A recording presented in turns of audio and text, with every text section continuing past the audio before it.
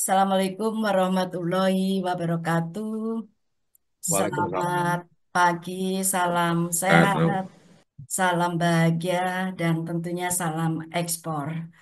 Em, jadi, terima kasih sebelumnya Pak Adang, Pak Erik memberikan kesempatan saya untuk sedikit berbagi cerita tentang ekspor. Karena waktunya juga tidak banyak, maka akan saya bagi menjadi 3 sesi. Yang pertama, bagaimana prosedur ekspor.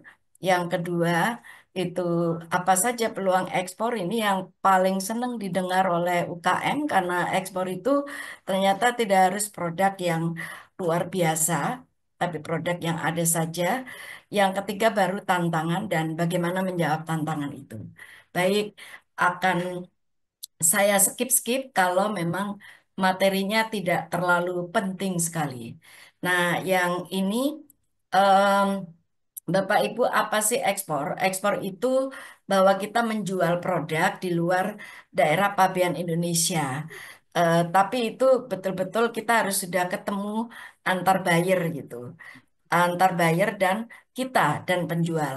Jadi kalau misalkan Ibu ini memproduksi handicraft, taruhlah sebuah box tisu, kemudian dijual kepada eksportir gitu. Nah, si ibu pembuat box tisu ini belum dikatakan eksportir, itu baru supplier. Nah, kadang-kadang produknya dijual kemana? Ke Italia, ke Jerman, tapi sebetulnya tidak langsung. Nah, seperti itu kira-kira. Nah, seperti apa sih prosedur ekspor? Kira-kira seperti ini. Eh, Terlihatnya rumit, tapi nanti akan saya ringkas serumit apa, sesimpel apa untuk ekspor. Yang di sebelah kiri itu bagian kita, yang sebelah kanan itu bagian buyer. Yang sebelah kiri ini ya tugas kita dari mulai memproduksi barang, kemudian mengatur pengiriman sampai akhirnya barang itu dikapalkan dan dikirim. Nah, kalau tugasnya buyer, ya dia tentunya akan mencari produk yang dia butuhkan sampai em, melakukan tugasnya yaitu pembayaran. Nah, ini kita skip saja dari tabel yang rumit itu. Sebetulnya proses ekspor itu seperti ini. Hanya 3 langkah untuk kita sebagai calon eksportir dan 3 langkah dari buyer. Yang pertama kita promosi. Nah, ini tugasnya IMA nanti yang harus lebih dalam di sini. Promosi ekspor beda sekali dengan promosi untuk produk lokal kita. Kemudian setelah kita melakukan promosi, biasanya akan ada inquiry. Inquiry itu adalah pernyataan minat.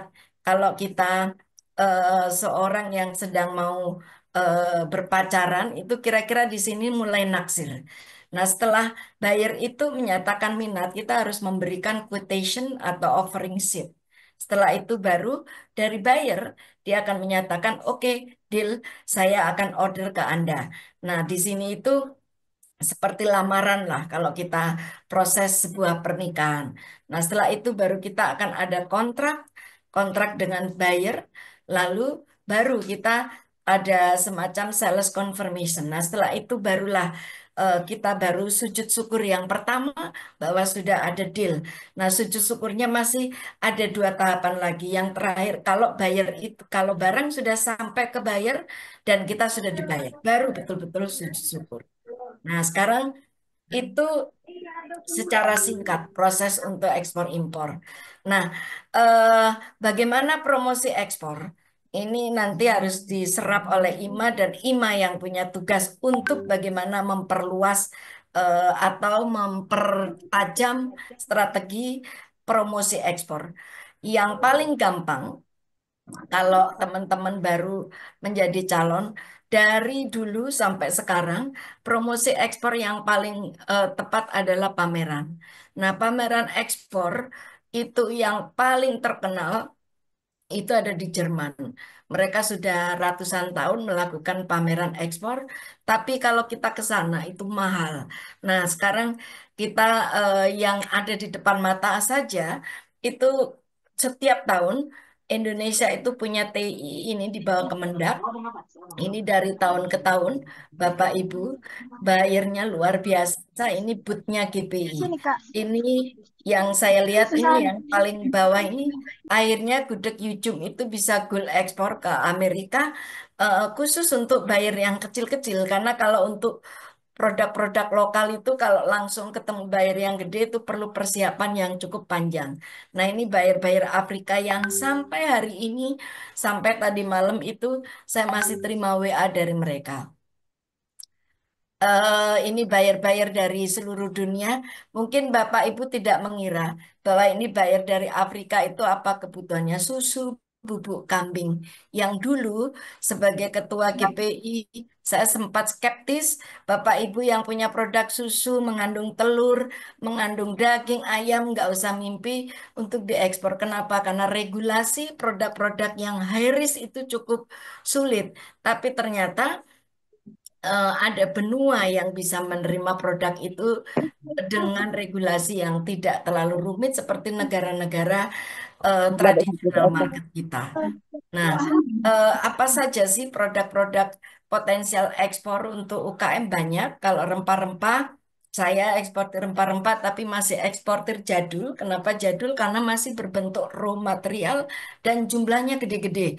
Kalau untuk zaman sekarang semakin kecil itu semakin bagus kata kata Jack Ma. Karena kalau kita terjatuh itu cuman kesandung, tapi kalau yang gede-gede itu satu kontainer nggak dibayar sudah bisa bikin kita bangkrut. Nah, produk-produk ini Bapak Ibu zaman dulu kita berkontainer-kontainer. Sekarang ibu-ibu apalagi di bawah IMA itu sudah biasa bikin branding, bikin packaging. Nah, yang seperti ini tidak harus diekspor dalam bentuk kontaineran, bisa dalam bentuk pack-pack kecil yang itu tugasnya IMA nanti bagaimana membranding produk-produk kita yang biasa diekspor dengan raw material sekarang harus sudah punya branding sendiri. Nah, ini kan produk sehari-hari yang kita temui ada lada, ada kayu manis, ada cengkeh, ada pala, dan lain sebagainya. Ini yang saya beri kolom ini peluang ekspor untuk ke Eropa, ke negara tradisional. Ada kopi, teh, ada ini mah biasa ya, tapi ada home deco, ada furniture. Home deco itu adalah sesuatu yang menghiasi rumah. Jadi mungkin bisa saja sebuah hiasan dinding, bisa saja sebuah sarung bantal untuk sofa yang biasa diproduksi oleh ibu-ibu.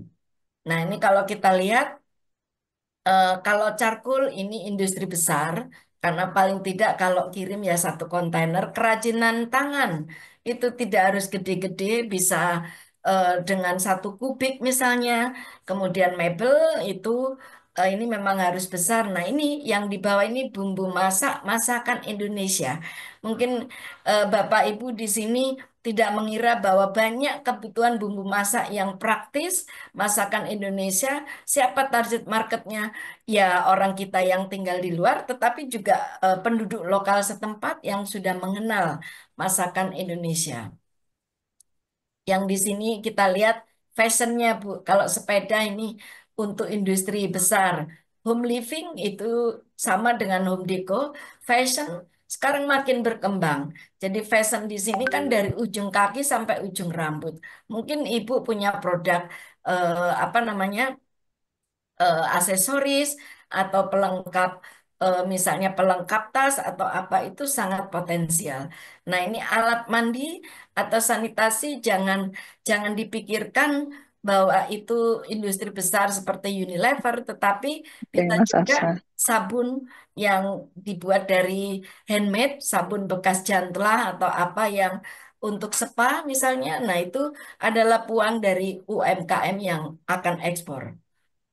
Kalau Amerika tidak usah kita sebut, itu adalah negara tujuan utama. Nanti di tantangan setelah kebijakan tarif akan saya sampaikan bagaimana Gitu. mengatasi ini, Bu.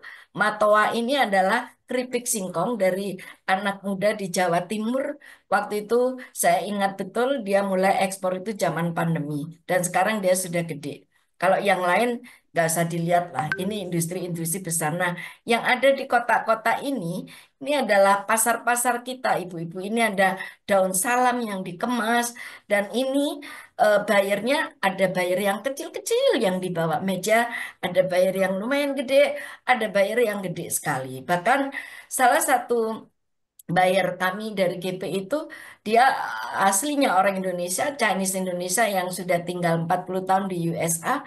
Dia itu impor makanan Indonesia itu satu tahun bisa satu bulan itu 300 kontainer. Dan isinya apa ya? Kayak gini, ada kerupuk udang, ada terasi, ada macam-macam lah gitu. Nah, kalau ini saya kira sudah sering didengar gula semut, gula aren itu memang sudah produk ekspor cukup tua, jadi nggak perlu saya ulas. Ini adalah dried food yang bisa menjadi peluang Bapak Ibu di pameran TI kemarin itu ternyata buyer-buyer dari luar. Saya pikir yang membutuhkan dried food itu negara maju, ternyata tidak.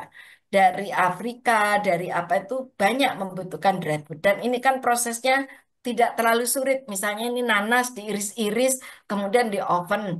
Ini pisang diiris-iris juga di oven. Ibu-ibu yang hobi hobi di dapur, dicoba aja dulu pakai oven yang sering untuk bikin kue. Nah, keripik-keripik seperti ini sudah lama kita ekspor. Ini ada di Singapura, di Amerika cukup besar kebutuhannya. Kalau ini keripik-keripik ini semua keripik buah itu sudah cukup tinggi ekspor yang diekspor dari Indonesia. Cuman kalau kita itu kebiasaan itu terlalu banyak inovasi, misalnya keripik pisang, keju, coklat. Nah, itu justru untuk keripik pisang dari Lampung, Pak Adang kan cukup terkenal itu keripik pisang Suseno. Tapi yang dibutuhkan di negara-negara lain itu justru yang plain, yang tidak ada rasanya, yang cuman cukup digoreng atau di oven. Nah, ini saya agak pamer sedikit. Jadi gudeg Yujum itu sekarang tidak hanya gudeg fresh, tapi dikalengkan di pouch. Nah, ini binaan GPI sudah banyak yang punya tempat untuk pengemasan seperti ini. Nah, 2023 gudeg Yujum ada di booth kita dan langsung ada buyer yang berminat. Nah, bayarnya itu jangan jangan berpikir muluk-muluk. Bayarnya ya orang Indonesia yang tinggal di Amerika, dia menjadi supplier toko-toko kecil dan dia menjualnya juga customernya siapa? Customernya orang Indonesia yang tinggal di sana. Jadi kalau kita mau ekspor itu nggak harus toh berpikir bahwa end customernya adalah penduduk destinasi, tetapi bisa saja itu orang Indonesia dan ini sudah terbukti ekspor rutin ke Amerika dan ke Australia dengan memanfaatkan free ongkir dari Yogyakarta itu namanya Sibakul. Jadi ngirimnya nggak banyak-banyak amat. Satu kali kirim misalnya 100 pouch, misalnya 50 kaleng begitu. Tapi itu rutin setiap bulan. Enak lah untuk UKM. Nah, em, Tentu Bapak yang Ibu yang membeli asik karena di bukan untuk konsumsi produksi umum. bahan-bahan spa, perlu diketahui bahwa kita itu sudah ekspor kosmetik cukup besar, tapi ini yang saya tunjukkan yang gede-gede saja seperti Wardah dan lainnya. Nah, tapi kita harus lihat ini bahwa produk kita spa, bahan industri spa itu seperti misalnya luluran apa itu, satu bulan yang lalu saya ke Bali, ada seorang wanita produksi bahan-bahan spa herbal-herbal seperti lulur. Dia pasarnya itu terbesar justru ekspor dan itu customized. Jadi dia tidak tidak punya brand sendiri dan masuknya itu ke pasar yang eksklusif. Jadi kadang-kadang kita tidak mengira bahwa produk-produk asli kita itu justru bisa diterima di pasar luar dengan grade yang cukup tinggi, tapi tergantung produknya memang. Nah, ini bisa menjadi sebuah pencerahan bagi Bapak Ibu untuk produk-produk kosmetik itu tidak harus industri seperti Wardah atau Sari Ayu atau bukan. Kita bisa aja ambil lulurnya, apa sabunnya atau apa saja yang dibuat secara handmade. Kalau sudah handmade, marketnya harus berbeda karena tidak bisa disamakan dengan produk industri. Nah, ini sekarang karena saya sendiri sudah ekspor cukup lama dan ini beberapa UKM yang ingin ekspor, tantangan yang ada itu memang cukup banyak. Jadi yang pertama itu menemukan buyer yang tepat itu tidak mudah. Nah, kalau misalkan Bapak Ibu kepingin belajar ketemu buyer, cobalah ikuti pameran TI. Pak Erik coba yang 2025 IMA dan GPI DIY kolaborasi untuk buat booth bersama gitu. Terus Siap. nanti kita kurasi, kita dampingi. Nah, itu buyer-buyer yang berjubin. Jadi GPI DIY itu udah agak terkenal di TI. Jadi kadang-kadang belum selesai kita buka itu udah kerubut-kerubut pada datang. Nah, nanti harus kita training dulu bagaimana ngikuti pameran TI. Kenapa? Karena pameran TI itu dari seluruh dunia bayarnya. Ada yang kulit hitam, kalau kita deket-deket jadi takut. Ada yang kulit plain, ada yang memang dari tradisional market seperti Amerika, Australia. Nah, yang kita buru itu yang mana? Bagaimana menghadapi mereka itu nanti perlu dikurasi dulu sebelum berangkat. Kemudian tantangan berikutnya kualitas produk, quantity. Kalau UKM biasanya buyer butuhnya 4 kontainer sebulan. Padahal baru mampu berproduksi 1 kubik. Nah ini dia jadi jomplang. Terus regulasi ekspor itu juga selalu menjadi tantangan bagi UKM. Tambah lagi persaingan global setelah era digitalisasi, kemudian keterbatasan sumber daya, permodalan terbatas, keterbatasan teknologi, kemudian logistik. Nah, satu persatu saya ulas secara singkat, tapi nanti ada yang skip saja. Kalau modal, kalau untuk ekspor datang aja ke LPI, jadi nanti nggak perlu saya bahas. Kalau teknologi nanti tanya aja ke Pak Erik, karena saya juga masih gaptek, tapi untuk mengatasi ekspor itu teknologi tidak hanya dibutuhkan untuk yang promosi, tetapi juga di industrinya itu sendiri. Baik, sekarang bagaimana ini menghadapi atau menjawab tantangan itu? Yang pertama, untuk menemukan buyer yang tepat memang tidak mudah. Sudahlah, ikuti saja pameran dalam negeri. Minimal tahun pertama itu seperti tes. Bagaimana sih bertemu dengan buyer langsung? Mereka ada yang nggak bisa bahasa Inggris, mereka bisa bahasa Inggris tapi kecepatan, mereka nggak ngerti, ada yang bawa duit langsung, ada yang minta LC. Nah, ikuti saja TI. Nanti setelah ini saya akan berembuk dengan IMA, yuk 2025 GPI DIY buat bersama dengan IMA, nanti kita kolaborasi dua-duanya. Jadi pesertanya ada dari IMA, dari GPI, terus nanti GPI yang mengkurasi dulu, mempersiapkan mereka untuk siap Ini kan tingginya menerima kedua. buyer. Lalu kalau standarisasi produk memang harus disesuaikan dengan produk masing-masing. Misalnya food, ya minimal harus BP POM. Halal itu sudah berlaku seluruh dunia. Halal ini kan gratis, jadi ini harus dikejar kalau produknya food. HACCP itu juga diberikan oleh Kemendak secara gratis. Dari dinas juga ada. Jadi kalau Bapak Ibu mau ekspor makanan yang ini wajib ain hukumnya, bukan sunnah lagi. Nah, kalau kayu misalnya, ini harus punya SPLK. Oh, kalau SPLK itu mahal 200 juta, cari yang kolaborasi, yang satu sertifikat dipakai untuk berame-rame gitu, seharga berapa. Nah, ini tadi subuh-subuh buyer saya dari Amerika minta congklak atau dakon. Nah, kalau dakon berarti dari kayu. Coba saya kasih opsi, bisa nggak kita ekspor dakon itu nggak dari kayu, biar nggak pakai SVLK. Kalau cuman butuh sedikit kan rugi. Lalu kalau ini sebetulnya jujur, kalau sebagai ketua GPI, saya pengennya kita sudah mulai berkiblat ke Cina. Kalau ke Cina berarti kita harus punya GACC. Nanti kalau perlu IMA membuatkan GACC untuk anggota IMA seluruh Indonesia. Jadi dipakai bersama-sama. Ini ke Cina ya Bapak Ibu. Cina itu penduduknya 1,5 miliar. Kalau kita mau jual makanan saja, itu kita ambil 10%-nya aja sudah berapa mulut yang kita tangani. Nah, 2 tahun yang lalu ada buyer Cina benar-benar ketemu. Saya itu minta ceker 1 bulan itu 5 kontainer yang 40 feet. Padahal kalau 1 feet itu 20 feet itu kira-kira tonasinya itu 20 ton. Kalau 40 feet tinggal dikali dua. Nah, bayangkan ceker. Ceker yang dibutuhkan itu saya kira itu dibikin untuk snack. Ternyata tidak. Di Cina itu memang ada menu yang terbuat hanya dari ceker. Nah, ini peluang Pak Erik ini untuk mengatasi apa namanya? PHK-wan itu ini bisa loh dijadikan peluang. Kenapa? Karena saya pernah salah menghitung satu ayam itu saya pikir cekernya 4, ternyata cekernya 2. Nah, ini dibutuhkan banyak kandang ayam. Para PHK-wan itu bisa kita kumpulkan, bikin pabrik kandang ayam.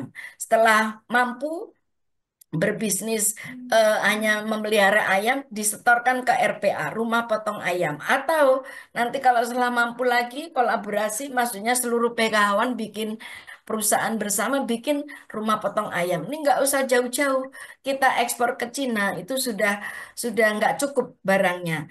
Nanti cekernya, dadanya ada lagi, bisa kita ekspor ke Timur Tengah, ke Afrika, banyak yang butuh. Nah, ini kalau mengingat bagaimana tantangan standarisasi produk. Lalu quantity itu selalu jadi masalah. Sebagai contoh, waktu itu ada order untuk keripik nangka yang dibutuhkan si buyer itu 1 bulan 4 kontainer. Ternyata dia produksinya masih rumahan. Nah ini ya berarti harus harus segera ditingkatkan. Tapi ya nggak bisa dengan cara manual kita membesarkan pabrik nggak bisa.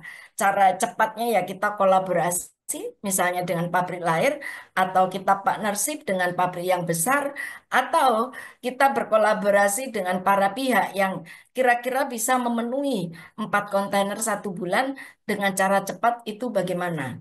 Misalnya apakah kita maklun atau apa begitu. Kemudian regulasi, ya tentu harus dipelajari regulasi yang ada di destinasi produk karena setiap buyer beda, setiap negara berbeda, dan setiap apa namanya produk juga beda. Maka kita harus fokus dulu kita mau nangani buyer yang mana. Maka regulasi yang kita kerjakan yang itu dulu dan semuanya pasti ada jalannya. Kalau tidak ada jalannya nanti tanya ke GPI. Kalau misalnya sudah siap semua produk bayar ada, ini belum punya ini. Nah, coba nanti ngobrol kita bisa carikan untuk memenuhi regulasi itu seperti apa. Dan perlu diketahui berapa banyaknya dokumen itu tidak selalu dibutuhkan oleh buyer. Tapi di Indonesia sebelum keluar tetap harus ada. Nanti itu bagaimana cara mengatasi ya semua memang harus diikuti. Nah, kalau tantangan global saat ini itu kita nggak bisa kerja sendiri. Kalau perlu kolaborasi dengan buyer lain, dengan negara lain, atau buyer lain. Nah, yang terakhir saja, kebijakan Trump itu kita diberi tarif yang cukup tinggi. Apakah kita harus berhenti ekspor? Tentu tidak. Kita harus cari cara. Caranya apa? Misal, kita bisa minta kerjasama dengan Vietnam untuk mengeksporkan produk kita ke Amerika. Kenapa? Vietnam dapat 0%, sementara kita dapat tinggi, malah setelah negosiasi agak naik. Nah, kita cari negara lain yang bisa berkolaborasi. Paling dekat Singapura, dia dapat 10%. Atau buyer kita. Kemarin buyer saya dari mesin itu menawarkan diri, kalau misalkan ada kesulitan untuk mengekspor, bisa pakai negaraku sebagai hub karena dia kena 10%. Jadi, kalau yang sibuk-sibuk pemerintah bernegosiasi memang tugas mereka, tapi eksportir selalu punya cara karena manusia itu harus selalu survive dalam segala situasi. Kalau ada orang bilang bahwa pengusaha itu manusia 1.000 akal, apalagi eksportir. Jadi kalau si Donald Trump ngasih tarif sekian ya kita belok. Nah, belok pasar itu salah satu alternatif jangka menengah.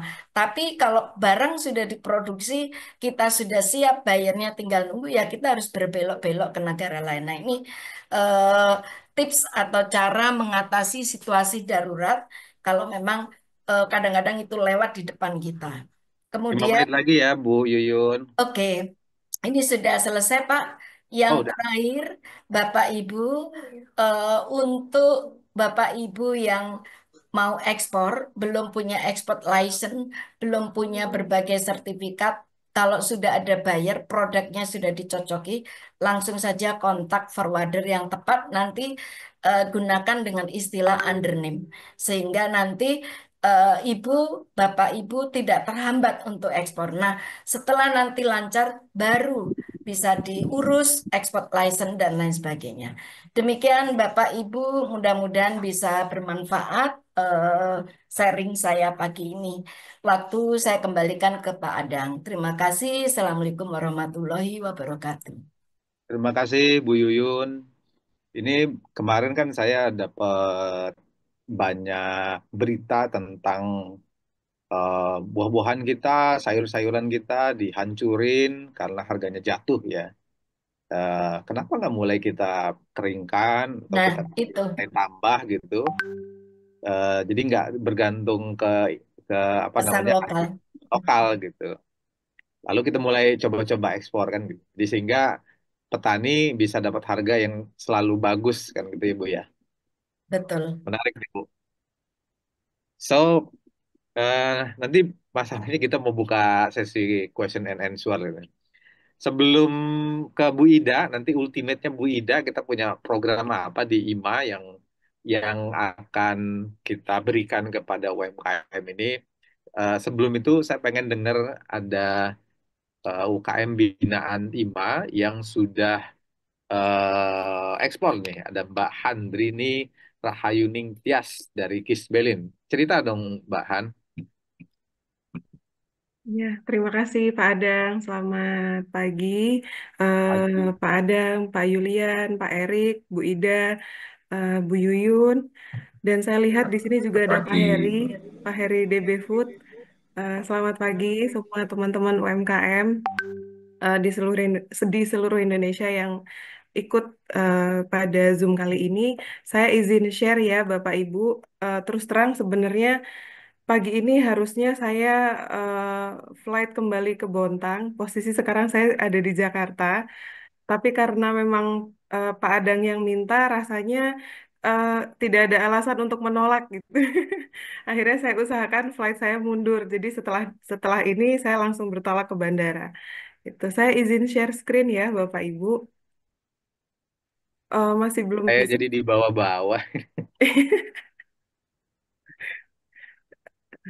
Sudah ya. Hmm, sebentar.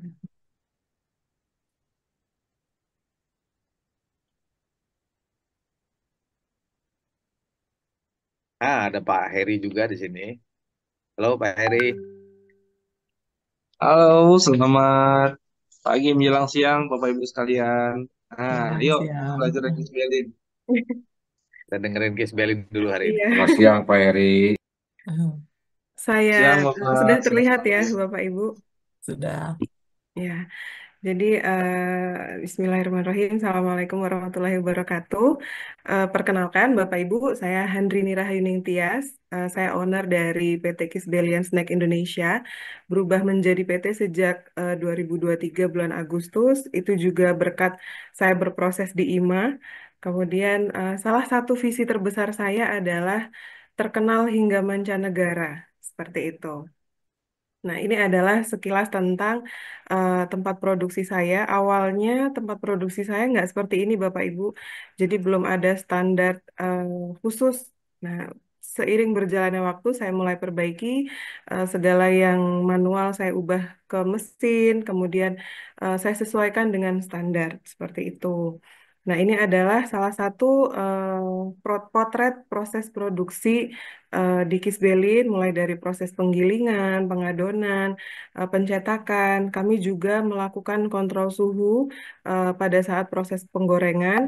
Kemudian ada ini proses pengemasan dan produk akhirnya seperti ini. Nah, kemudian ini sedikit legalitas yang sudah kami miliki, mulai dari NIB, kemudian PIRT, sampai yang terbaru adalah GMP. Nah, eh, kapan sih Kisbelin perdana go internasional? Jadi di 2023 setelah IMA, alhamdulillah saya berkesempatan untuk mendapatkan orderan pada saat itu orderan dari Italia.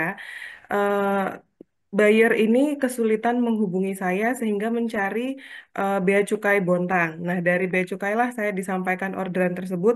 Kuantitinya pada saat itu masih sedikit, hanya satu box dan yang order ini adalah end user.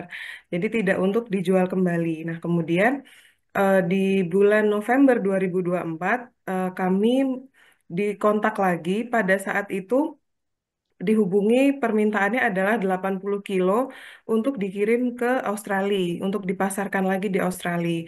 Tapi di sini kami ada kendala karena kami tidak memiliki FDA. Seperti itu. Akhirnya mereka minta izin untuk white label sehingga pada saat itu kami kirim amplang kuku macan Kisbelin tapi tidak dengan brand Kisbelin. Seperti itu. Nah, ini adalah perjalanan Kisbelin bagaimana bisa sampai dipasarkan di California. Jadi awalnya kami bertemu dengan buyer ini di Trade Expo tahun 2024 lalu. Eh, Pada saat itu adalah hari Jumat, saya kalau boleh cerita sedikit. Beliau ini sebenarnya diundang oleh KBRI hanya disarankan untuk mengunjungi hall 1 sampai hall 3. Tetapi di hari ketiga, beliau inisiatif untuk jalan sampai ke hall 8. Nah, ketemulah saya di hall 8. Beliau tidak sama sekali tidak expect ternyata di situ ada pavilion Kalimantan Timur. Eh, Pas sekali dengan keinginan beliau itu kepingin memasarkan amplang kuku macan dengan kemasan premium. Sedikit latar belakang dari buyer saya ini adalah orang Indonesia yang memang sudah menjadi warga negara Amerika, kemudian dulu pernah tinggal di Balikpapan, sehingga tahu betul tentang amplang seperti itu. Nah, dari proses di TEI memang pada saat itu kami tidak memiliki waktu yang banyak, hanya dalam waktu yang singkat beliau bilang, Ibu, kami beli sampel produknya. Setelah ini tolong segera kirimkan semua tentang company profile, kemudian quotation-nya, lengkap dengan MOQ-nya ke email saya. Segera ya, Bu, gitu. Nah, langsunglah itu saya eksekusi karena kesempatan itu nggak datang dua kali gitu kan. Setelah itu saya kirim. Singkat cerita, saya kembali ke Bontang, saya follow up lah itu. Email belum ada balasan, tapi karena saya sudah punya peluang, saya follow up. Kalau saya tidak follow up, mungkin itu lewat gitu aja gitu ya, Bapak Ibu. Jadi saya follow up, saya hubungi lagi, akhirnya kita lanjut meeting via Zoom. Nah, buyer saya ini adalah perusahaan yang memang pemiliknya itu adalah 3 orang, seperti di gambar ini ya, Bapak Ibu. Nah, di situ saya diperkenalkan dengan semua ownernya.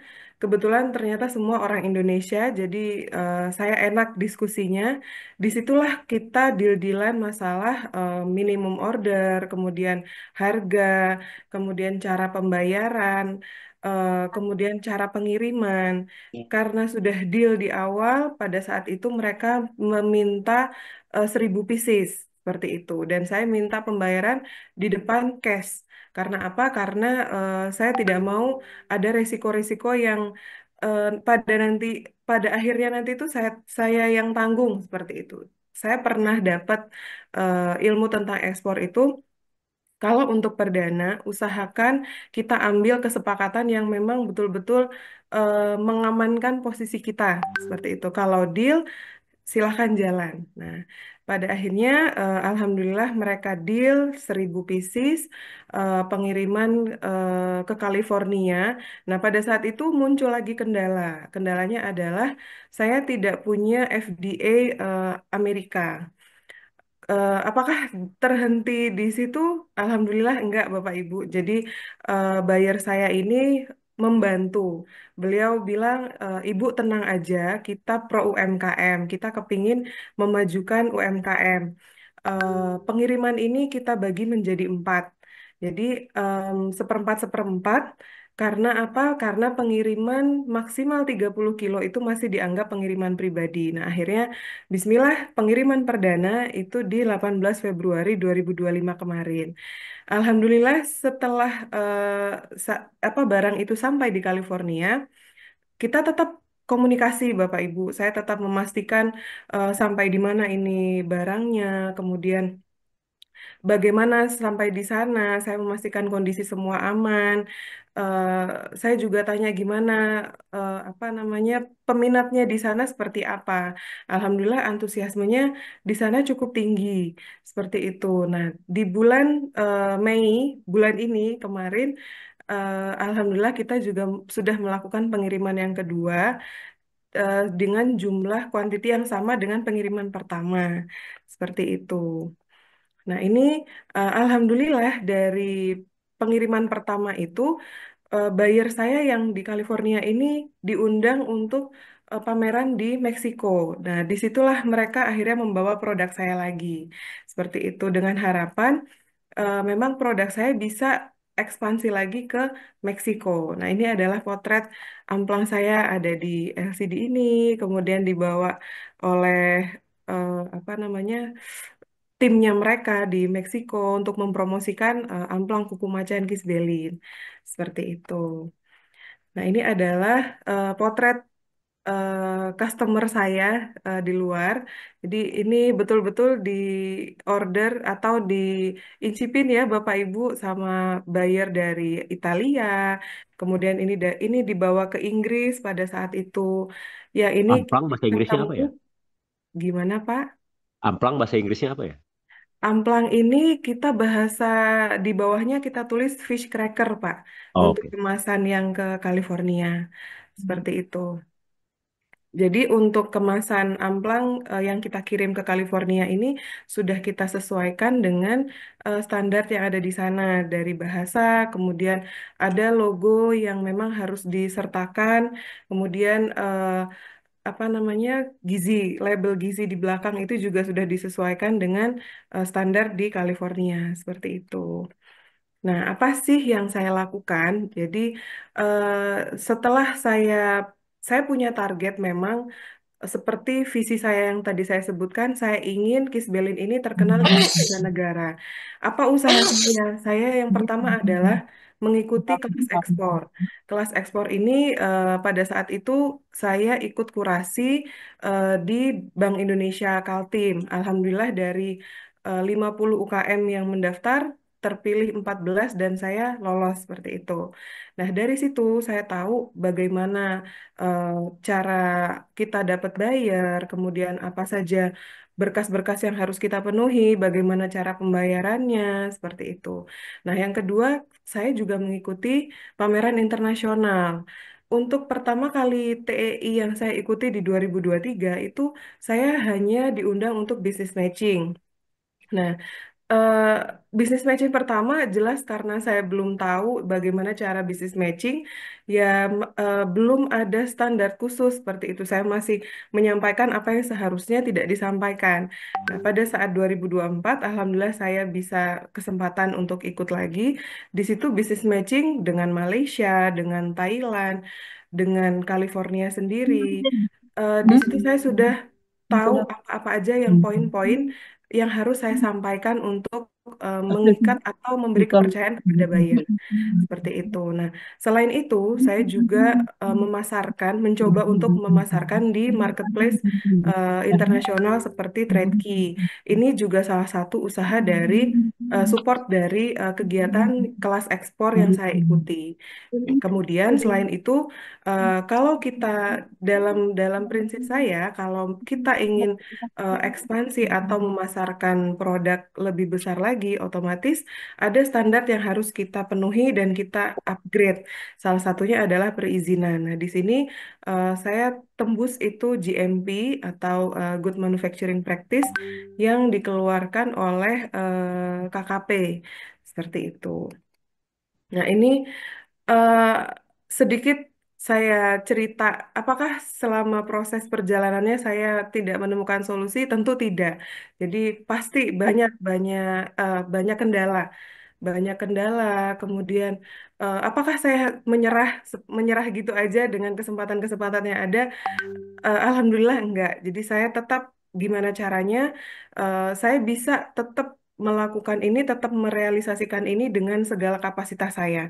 Salah satunya adalah dengan mencari solusi dengan konsultasi. Di sini ada konsultan-konsultan ekspor, kemudian ada mentor IMA gitu kan. Saya alhamdulillah bersyukur sekali karena berkesempatan menjadi keluarga IMA yang alhamdulillah mulai dari 2023 sampai saat ini saya tidak putus komunikasi dan sampai saat ini saya masih terus konsultasi seperti itu ketika saya menemukan kendala. Kemudian yang kedua adalah sharing dengan sesama business owner. Di sini fotonya saya pasang teman-teman IMA saya itu pada saat 2023, alhamdulillah saya dengan Pak Heri, dengan Pak Henry Imago, dan dengan teman-teman yang lain pun, itu sampai sekarang kami masih menjalin komunikasi. Ketika saya ada kesulitan atau butuh insight tentang produk, tentang develop marketing atau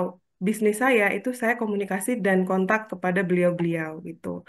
Nah, kemudian saya juga cari tahu seperti yang tadi saya share, saya ada kendala di FDA. Tentu saya tidak diam aja, saya cari mana sih yang bisa membantu saya untuk pengurusan FDA. Nah, kami ada Zoom, kami melakukan meeting seperti itu. Nah, untuk saat ini kemarin info terakhir memang saya butuh biaya sekitar 1.500 sampai 1.800 US dollar. Seperti itu. Apakah itu tidak mungkin? Tentu saja mungkin. Kenapa? Karena ketika kalau tadi di spill Pak Adang, saya harus ekspor 10.000, ya itu karena saya ingin kalau saya ambil FDA berarti ada kuantiti yang harus saya tingkatkan di pengiriman secara langsung seperti itu. Kalau saya hitung 10.000 itu sudah masuk satu kontainer 20 feet. Nah, jadi dari usaha-usaha kita untuk ekspor itu terus sampai sekarang pun saya masih lakukan seperti itu.